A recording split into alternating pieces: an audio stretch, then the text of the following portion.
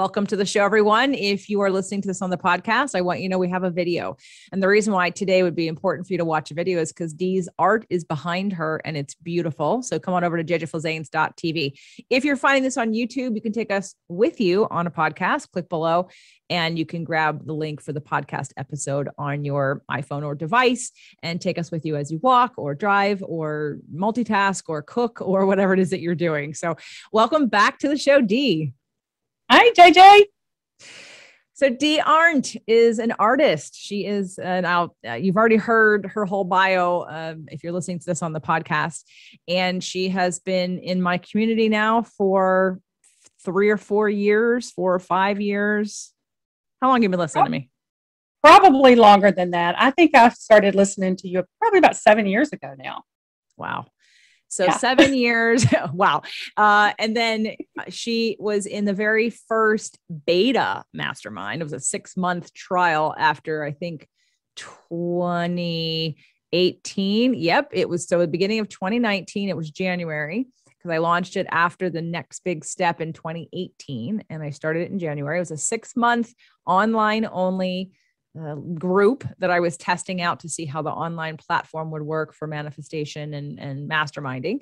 And so you and Crystal were a part of that, and then have been in year 1 and year 2 of the official Inner Circle Mastermind. So your growth, I mean, I remember that first, and I know I keep threatening it. I swear one day I'm going to do it. I'm going to go back and pull that very first video of the introductions. In fact, I was watching it the other day because they live on one of the Facebook groups. And I thought, I'm going to make clips for you. I'm going to take and just clip your speaking and put them together with because, well, it's so fun to see the growth. And I'd actually invite you to do the same. It's in the Manifestation Mastermind group on Facebook.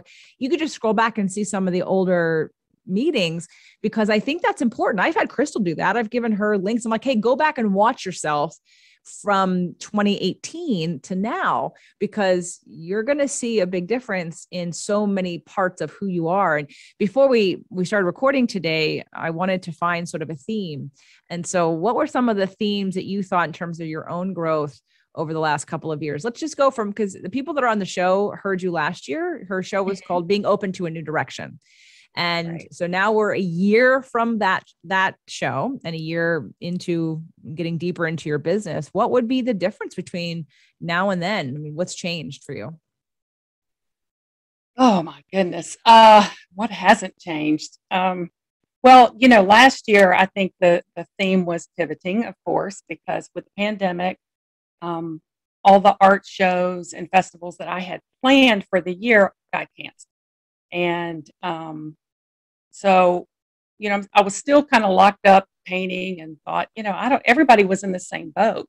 And I have the community that I have around me with respect to artists is really, really big. And of course, with social media out there, it's even bigger. Not that you really know a lot of these people, but you feel like you do.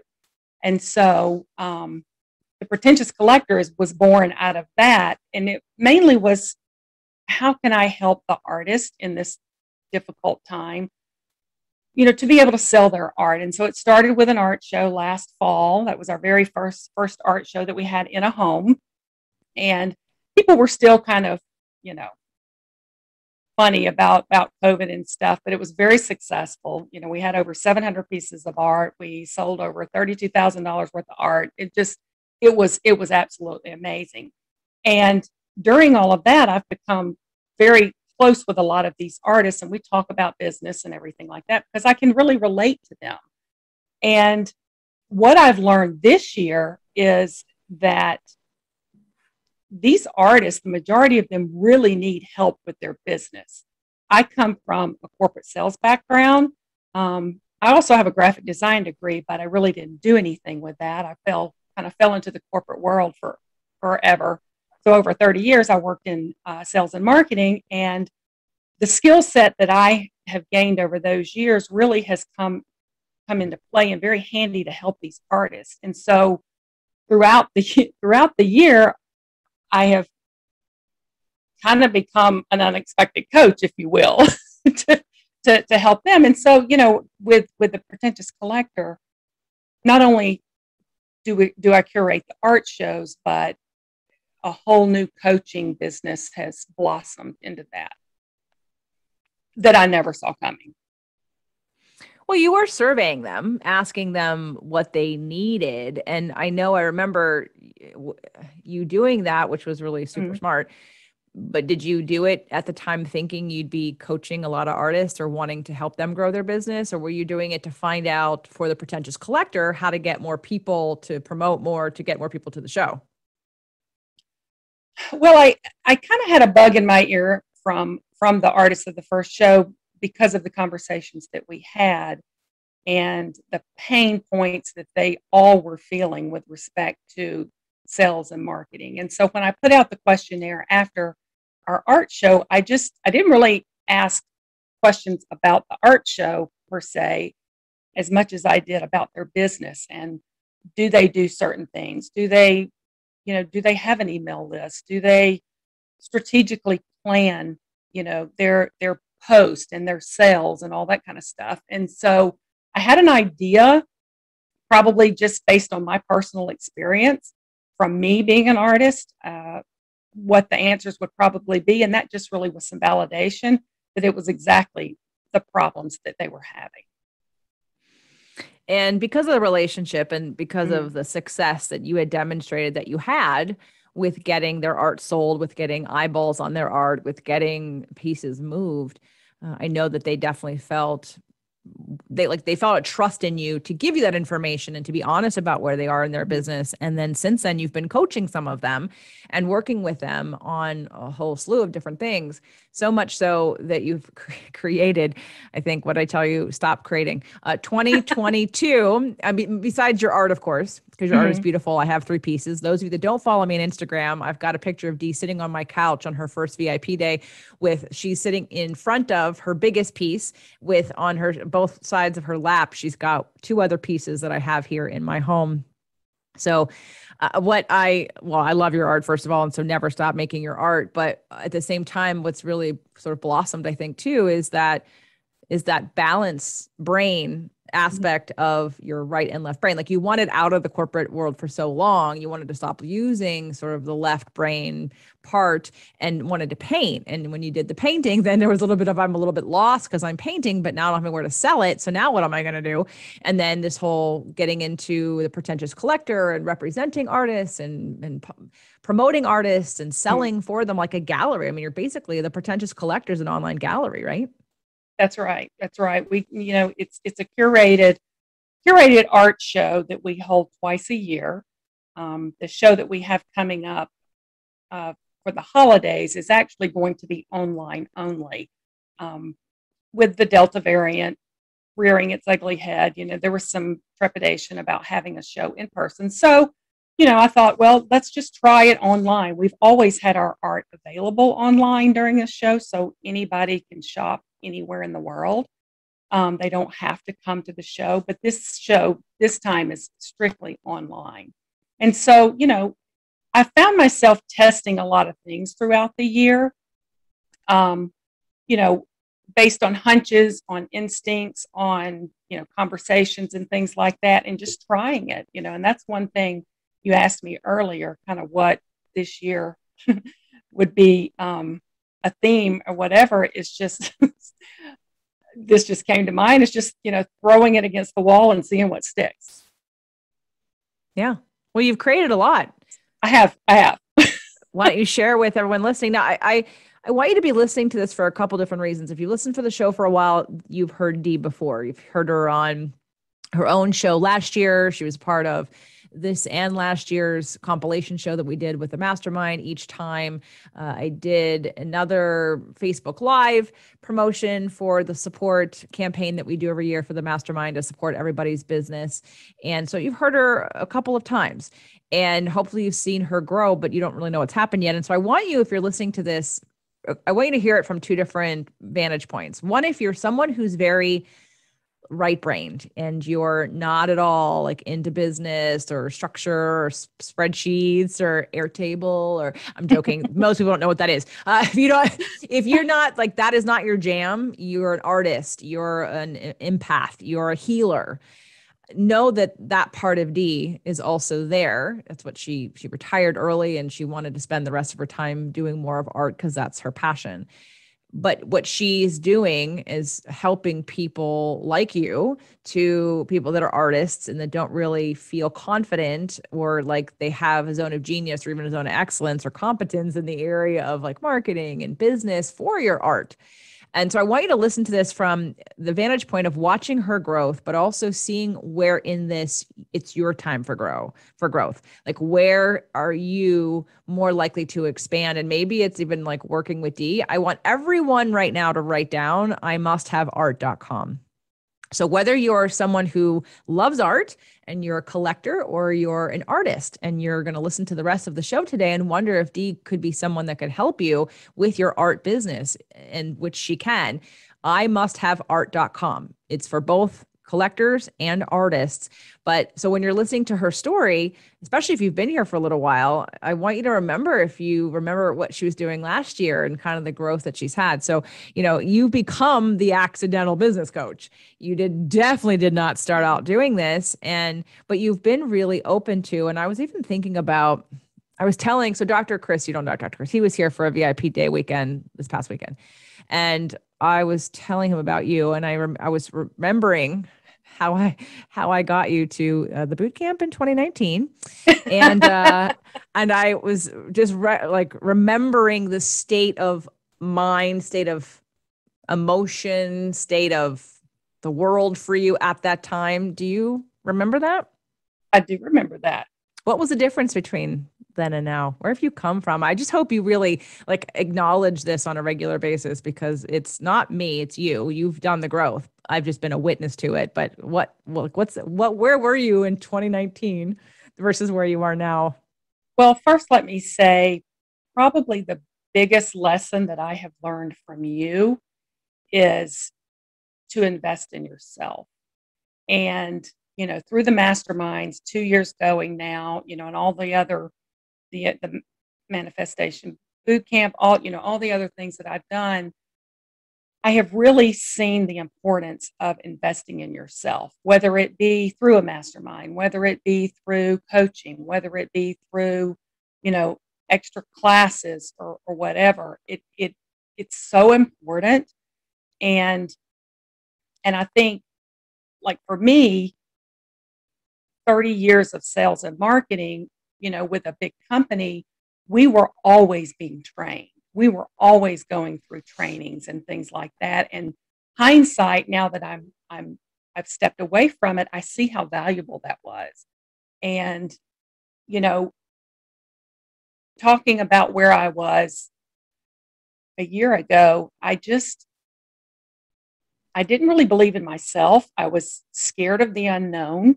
Here I was retiring, from a corporate job. I didn't really know, whether my finances were going to do it. When I finally sat down with a financial planner, and I thought, I'm okay. I'm okay, and really knowing your business and knowing where you are. But the biggest thing, like I said, for me is the investment that I've made in myself.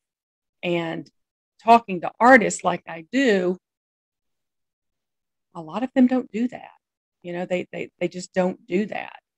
And in the day and age that we're living right now, with technology and, everything online and all the issues that the pandemic has caused, it's changed the landscape for artists a lot.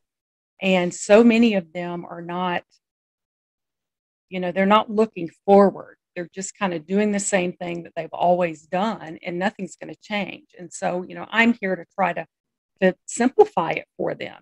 I can sit there and talk marketing speak all day, but they'll glaze over. It'll go over their head, and I want to make it simple. I think, for artists and probably anybody in general, tell me what to do, tell me how to do it, and I'll do it.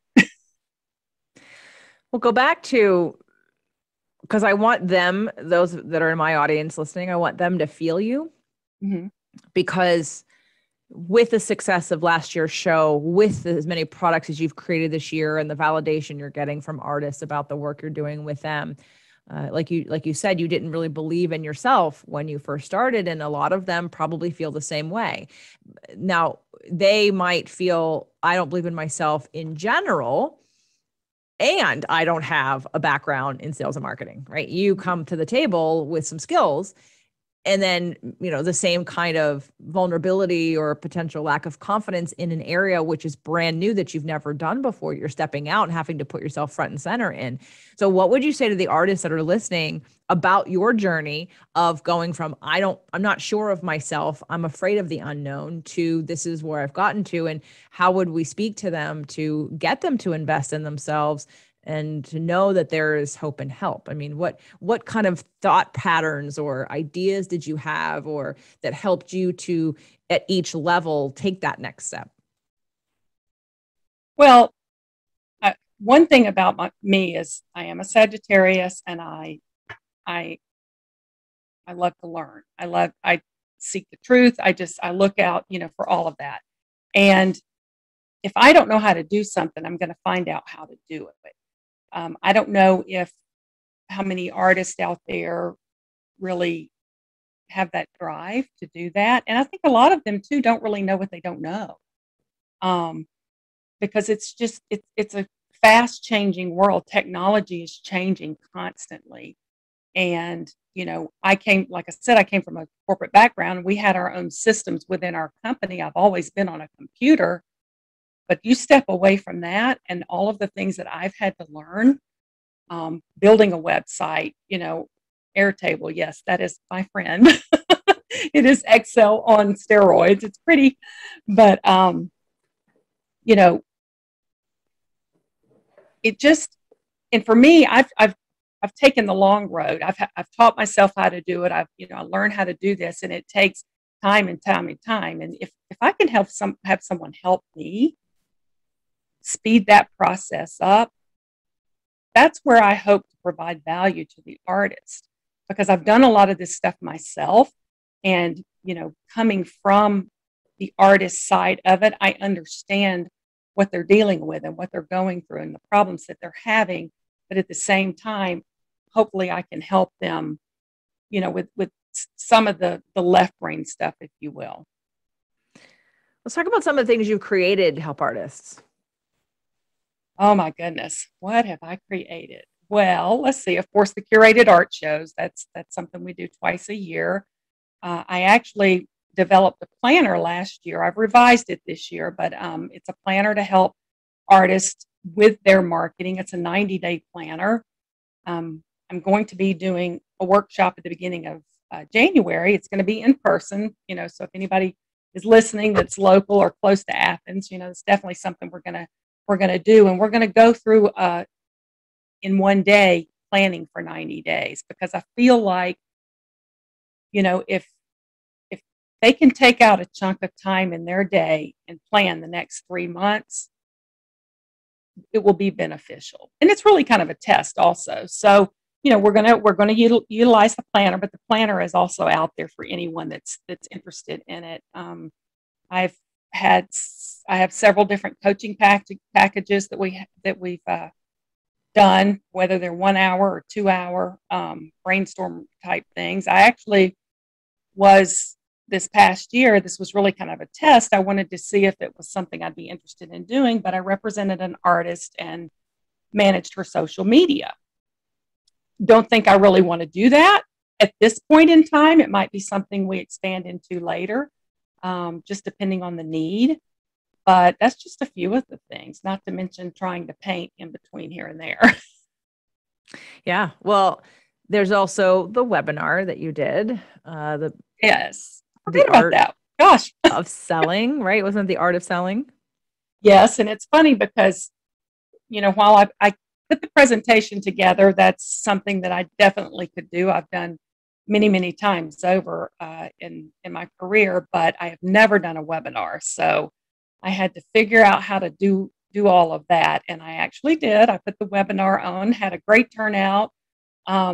Actually, got some coaching business from that as well. And it's still up and live, that, any artist, if they're interested in watching it, can. It is the art of selling. Just kind of go over 4 different main points about selling your art, marketing your art. So that was, yeah, that took a little while to do, but I'm proud of it. Yeah, you've made a lot of things. You've done a lot of things this year. And so what's happening right now and what's really cool, when you think about local businesses, everybody who's listening, right? And you're like, oh, I have to, a gallery, I'm never gonna be able to make it there. Dee's last show at the beginning of this year she actually had the largest amount of sales online. And that was sort of why this show is, well, that plus you said, COVID is going to be only online. But why don't you tell everybody? So if you're an art collector or you just like to look at art, again, I have 3 of Dee's pieces, and her artists have amazing art. And again, they're all one of a kind pieces, and there's so many different artists to choose from. And why don't you tell everybody so just listen up in case you're someone who's looking for that unique gift, you are looking for a black, this is after Black Friday, but if you're doing some kind of you're out there just looking for that, again, whether it be for yourself or somebody else, just a unique piece that you can give somebody or that you want to get because you want to treat yourself. And then they're also doing Christmas ornaments. So tell us about this year's art show. Okay, this year's art show, actually, it's probably by the time this airs, it's already going on. So it will run through the end of the year, December the 31st. We have 16 artists from 5 different states that are in the show. There's over 200 pieces of art, ranging from under $100 up into the thousands. So there's a wide range of art out there. We're offering free shipping. So now, depending on when someone places an order with the holidays, it may not get there by the holidays, but we are going to run it through the end of the year. So I'm really excited about it. The artists have been great. If you go to our website, you can see the list of artists, and the art is on the website to purchase as well. PretentiousCollector.com. That's right. Or is it the Pretentious Collector? Oh, it's the PretentiousCollector.com. You can check out all of the artists. All the artwork will be there. If you go to IMustHaveArt.com, you can sign up as a collector. You'll get a 15% off code that will apply to that as well. Yeah, do that. Yes. I got your last piece at the end of last year with this whole, if I have a big sale, and then you had a discount. And I was waiting. I'm like, I'm going to do it. And I bought it December 31st. And you sneaky thing, you didn't tell me about it. And so it was a nice surprise when I woke up. That's why I didn't tell you, because I wanted you to be surprised. Yeah. And this is what I'll say for those people that, are looking for a really unique gift. It's so humbling to an artist for someone to purchase their work, because these are like our children. We spend a lot of time with them. We pour our heart and soul into these pieces, and we want them to go to someone that will really appreciate that. So, supporting the artist is really what the Pretentious Collector is all about. And, consider giving art this year. And talk about you're doing a Facebook Live, and you're going to be doing a ornament. Yes, I'm so excited about this. This is another one of the things that I'm having to learn how to do. But I've wanted to do this for probably 6 or 7 months now. So there's a handful of artists. There's about 10 of us, I believe, that we're going to have a Facebook Live ornament. It's an artisan Christmas ornament sale on December 1st at 7 p.m. on Facebook Live. If you'll go to the Pretentious Collector, we have a Facebook page or whatever, but going to have, I don't know the total of ornaments yet. They still haven't gotten that to me. These artists are working like crazy, and they'll be painting up until the last minute, but you'll get to meet the artist. You'll get to see the ornaments. You'll get to purchase right then and there. You comment sold, the artist will get in touch with you, and it's yours. So I'm really looking forward to. This is like the Pretentious Collector HGTV or QVC hour, QVC, right? QVC yes, hour. Yeah. So we'll have our holiday gear on and a glass of wine, and we're just going to have a good time. So, and if really print out some pretty ornaments. If someone's hearing this after that, though, and they want one of the ornaments that wasn't sold, can they go to the Pretentious Collector and buy it? No, the ornaments are not going to be up on the website. This is only going to happen during the live. But I will say this: if you go back and happen to watch the Facebook Live, because it will still, you know, be on our page, and you do see something, everything will have an item number.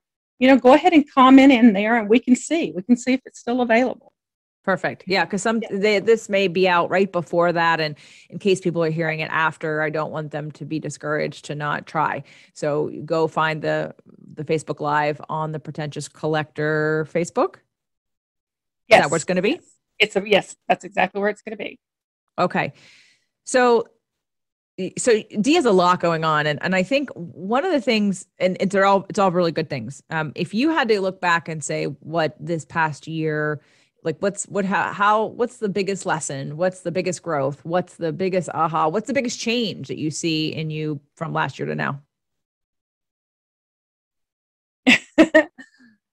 Well, as you know, I always appear frantic, if you will, because I'm juggling a lot.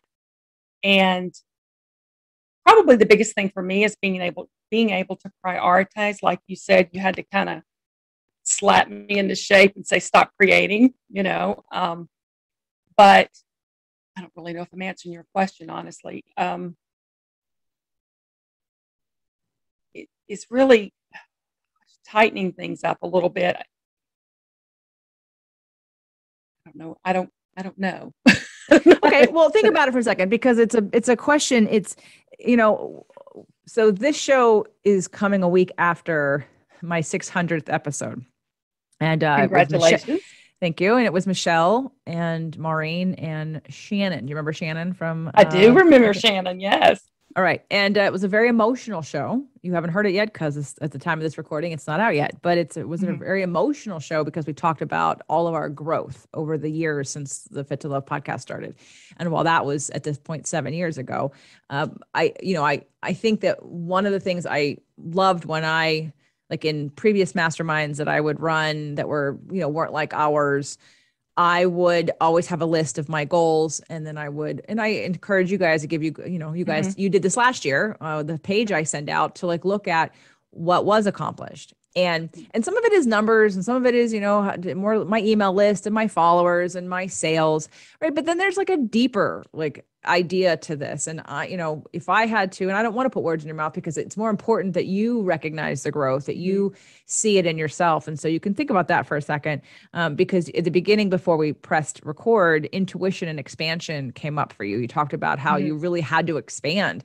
And that for me means you've had to learn to take risks. You've had to learn to trust a little bit deeper, even when you don't trust, but doing it anyway. You've had to feel the fear and do it anyway. You've had to go kicking and screaming. But at the same time, I mean, let's just think about last year's Instagram Live. You bitched at me for so long. Like, look how good you're doing right now. Like, look how comfortable in front of the camera you are now, because you've done it enough that this is like not a big deal anymore. Like you minus the heat in your studio, yes, it's hot in here. Which nobody can tell. I just know that. Besides that, I mean, you're like a pro now. And so if you go back and look at the confidence level, the feeling of groundedness, and part of that is, yes, you have a lot of fire. And so you will always be an action taker of some kind, and not everybody is. But what would you say to the people who are either artists or not, who see your growth or are hearing about it and think, God, I want to be able to do that too? If you had to give them, besides invest in themselves, because that's a theme, what would you tell them to do? Try to recognize when you're upper limiting yourself. I had never heard that term before you. And I really step back, when I feel resistance to something, I try to stop and step back and really figure out what it is I'm having a problem with, and recognizing where, I am upper limiting myself. And we don't like to be uncomfortable at all, me especially. You know how much I've griped and moaned about about a number of things, but I've done it anyway. And it's recognize. I would suggest to people, recognizing in yourself what your upper limits are and how you react to them, and, what you can do to get around that. For me this year, you've been a big influence and a help with that because you have pushed me, and I know myself well enough to know that I need to be held accountable. I need to be pushed sometimes, even though I have a lot of fire and drive within. When I'm hitting that limit, that's when I need a shove in the back, and I know that, and I think for artists especially, to recognize that, and whether you seek help on your own, or figure things out on your own, or your spouse or your better half or whoever that person is, to have somebody to be accountable to, and to have somebody that's there to push you and in your corner. Yeah, kicking and screaming. No, I'm kidding. No, but everybody has resistance, and I do appreciate that about you, that you aren't quiet about that. But you do it anyway. So it's not like, right. So and plus I know, and I'm a pusher. That's not what I want, and I know you want, especially, you're not quite. You're probably not pushing people like I'm pushing people, but because you haven't earned that trust yet, because people, you have to a certain degree, but people listen to the show, know all the things I'm kind of into. So the speak is there, the vocabulary is there, the agreements are there without, before we get started, because if you listen, I know you've heard this. With your artists, what I love is sort of the nurturing approach you're taking from wanting to teach them and getting them together and having them plan. Because if you're listening to this and you're an artist, let's say you're an artist and I'm way too much for you. You're like, JJ, I love you, but I'm never going to work with you. Cool. Work with D, because she's not me. And she'll be gentler than me. But because she's got that Southern, what's that Southern phrase we make fun of? Bless his heart. Bless your heart. Oh, bless your heart. Right. Right. So she'll nurture you, but push you at the same time. And for me, if I was an artist who thought about, why am I doing art? And like you said about having them, they're like your children. I mean, when I do a podcast, I'm creating something. When I write a book, I'm creating something, and it's an extension of me in a way. But then I'm very passionate about wanting others to have it. And I think when artists, from my vantage point, correct me if I'm wrong, where artists get stuck is the technical stuff, but ultimately the passion is still there for you to want it to be out in the world. Unless you're going to just paint for yourself, which is totally fine. But if you actually wanted to get it out into the world, you got to be visible. And to be visible, you have to be somewhere other than your house.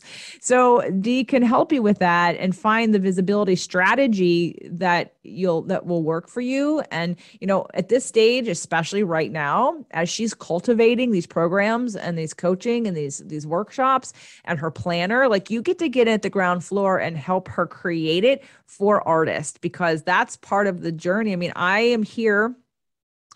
When you and Crystal and a bunch of others who were listening signed up for that first beta, the whole thing for me was, who wants to do this? So you got to have people who say, yes, I'm interested in this. And then I got to see, okay, what worked, what didn't work? What do people want? What's the theme? And then that's when I created the Inner Circle Mastermind at the end of that year. For the following year, I got more clear. And every year I keep getting more clear. And that's how creation, right? That's how you paint. You don't just know what it's going to look like at the end before you go in. I mean, you may sketch, you may have ideas, but doesn't it change as you're in there? Don't you get inspired to oh, look, I'm going to try this over here. I'm going to put this over here. I mean, right? Is that accurate about how you create art? If you could see some of the before, during, and after photos of my art, you would be amazed that the end piece is what I started with. It never ends up what I have in my mind, because it's very organic. It's just, you see where you need to do things, where you need to take away, where you need to add, and it's the same with business. Yes, it's the same with business. Oh my God, it's the same with business. And the most important thing is that if you're doing something that you love, something you're passionate about, you're working in your zone of genius and you're open to growing. You have to be open to growing to be in a business. Yes. And to be successful as an artist, you have to be open to growing, whatever that means for you. And so if you're an artist who is looking for help, and you listen to my show and it isn't going to be me, I'm totally cool with that. Please use D. Go to imusthaveart.com and get on her list, send her an email, go to the pretentiouscollector.com and check out her art. You want to be in her next art show? She's going to have another one. So that's something. And as she expands out past, I mean, she's got people in 5 different states right now because it's online only, and we'll see how that goes. And then there'll be more that she can open up to with the interest that's out in the world. So please speak up, even if you're not ready to take action, and let her know so that she knows sort of where the interest lies, and that you might be interested in the future. And maybe there's something that you want we haven't mentioned. And and again, you can do, I don't control D. I didn't tell her to stop creating because creating is bad. I want to follow through with all these wonderful things you've created a little bit more, just to see which ones are worth pursuing a little bit further. Because as a creator, we can create new things every day, but then we want to focus on what makes the biggest impact in my pocketbook, as well as for the other person, as well as for what you want to be doing in the world. But we need people to get on board to work through it. And so that's the only reason why I told her to stop creating, is because she's created so much. Now it's time to take that creation into the world a little bit more and get more people to be on that train so we can see that develop. And then you can go from there. So, because you could be creating new, because that's another thing about entrepreneurs, and especially I'm going to say artistic entrepreneurs, is every idea is like, ooh, I got to make that. And then all of a sudden you don't stay put or focus long enough on one thing, because you're always moving on to because you get bored and you don't want to move on to the next idea. But we can make a full-on business out of one of the things that you've done, and you've done so many. So, so any other things about the shows or about artists that you want people to know? Again, imusthaveart.com. Her current show is going on till the end of this calendar year, 2021, December 31st. Artists from 5 different states. And again, one-of-a-kind pieces. And you're really doing them. You're really giving back, and you're really stimulating the economy by supporting these artists, as well as getting an amazing, unique gift for yourself or others. And then if you're an artist, of course, imusthaveart.com to work with Dee, find out what she's got. She'll give you access to her webinar. You can buy her planner. Just be in touch with her. Is there anything else that I missed besides you becoming the accidental business coach this year? You following your intuition, you being open to expansion and wanting to be pushed and held accountable, which I believe we all do need to, especially in the areas that we're not good at something. It's one thing when you're good at it, you don't need help with it. But when you know there's the next level and you have resistance, that's when accountability and dedication and commitment come into play. Right. And this is what I'll say about 2022. I'm really excited because I do have a lot of things that I have developed this year, but are expanding into next year that I haven't even mentioned. The art shows, our in-person art shows, just so everyone knows, people from out of state can also be in those. Our spring show that we had three artists in there that were from different states that didn't have their art there physically, but we had it online. So just because you're not in Georgia doesn't mean that you cannot be in any of our in-person shows, because we do have the online presence, and we nurture that a lot. And like you mentioned before, the spring show, we sold more online than we did the first time. So I think that's just a platform that's going to grow. But get on the list, go to imusthaveart.com and at least get on our mailing list so that you are aware of the things that are coming down the pipeline that I haven't even mentioned. You want to mention any of them? No. Okay. Stay tuned for more. We'll put that teaser out. And definitely, if you're also on Instagram, follow the Pretentious Collector. You'll be able to see the show also there. There's they're profiling all the different artists. You'll get to see if there's any that are special. You'll get to see which ones got sold. I remember when I was looking through, I kept waiting for the last piece I bought somewhere in time. And I'm like, don't buy it. Nobody buy it. Nobody buy it. It's mine. I mean, you sold prints of it. Yeah. But I wanted the original piece. So, and that's another thing too. You can buy prints of some of these art. I don't know if all the other artists have prints, but you can get the one I talked about. It's called Somewhere in Time. You can also get a print of Overdue Celebration, which is going to go in my bedroom. It's sitting in my bedroom right now, but until it's redone, it's not going on the wall. And then, so you know, I got some great pieces. If you like what I have on my Instagram account, I'm pretty sure you can probably buy a print of both of them. Can you buy Well, a print? I will say that you can buy a print, but you'll have to go to my artist website, which is d.aurant, AURANDT.art. I don't have my prints on the Pretentious Collector because everything in the Pretentious Collector is original artwork. There's no reproductions at all. Okay. Well, I will put that link in the show notes Okay. also, because in case they've been on my Instagram account and they see that, I want them to get it if they like it and love it, and I don't want them to feel like they can't. So, all right. Well, I just want to acknowledge, and again, I don't know if I communicated that effectively or not to you, but in remembering, and I won't paint the scene for everybody. Of when I said you're coming to the event, whether you like it or not, pretty much. I think I yelled at you pretty good because you were in a spiral, and I was like, you're not going to get out of that spiral if you don't do something outside of your comfort zone. And I don't know that I've seen you in that spiral since. I mean, it's just been a gradual transition into you again growing, and this business, because I always say business will grow you. Your business will grow you, and when your business stops growing, it's because you've stopped growing.